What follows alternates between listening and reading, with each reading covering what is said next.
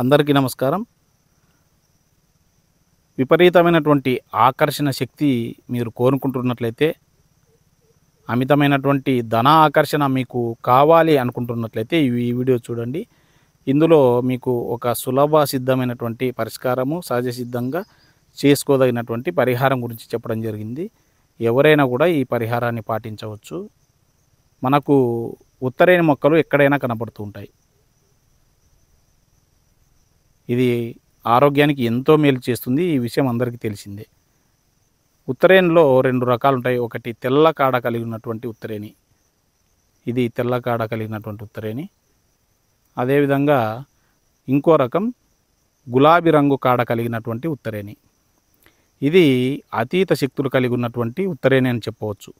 గులాబీ రంగు కాడ కలిగినటువంటి ఉత్తరేణి అతీత శక్తులు కలిగి ఉన్నటువంటి మొక్క.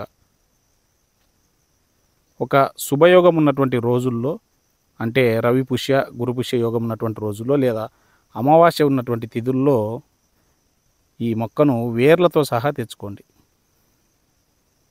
ముందు రోజు నిమంత్రణ అని చెప్పి విధి విధానంగా పూజ చేసి ఈ విధంగా వేర్లతో సహా గులాబీ రంగు కాడ కలిగినటువంటి ఉత్తరేణిని తెచ్చుకోండి.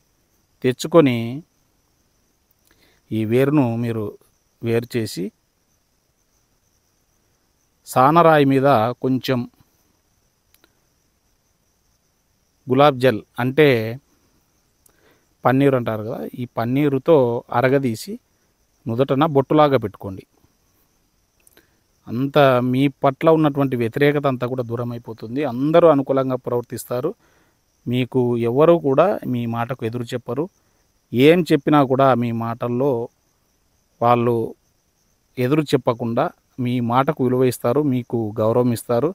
అదేవిధంగా చక్కటి ఆకర్షణ శక్తి, అంటే కేవలం జన ఆకర్షణ మాత్రమే కాదు, ధన ఆకర్షణను కూడా కలిగిస్తుంది ఈ ఎరుపు రంగు ఉత్తరేణి మొక్క. దీన్నే గులాబీ రంగు ఉత్తరేణి అని కూడా అంటారు.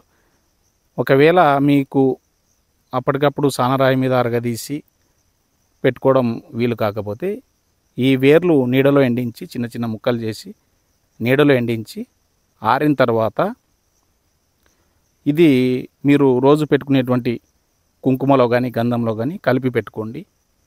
లేదా పన్నీరులో కలిపి కానీ, లేదంటే కొంచెం నువ్వుల నూనె నుదుటన రాసుకొని దానిపైన ఈ బొట్టు పెట్టుకున్నా కూడా మీకు చక్కటి ఆకర్షణ శక్తి కలుగుతుంది. ధన వశీకరణను, జన ఆకర్షణను కలిగించేటువంటి అద్భుతమైనటువంటి పరిహారం ఇది.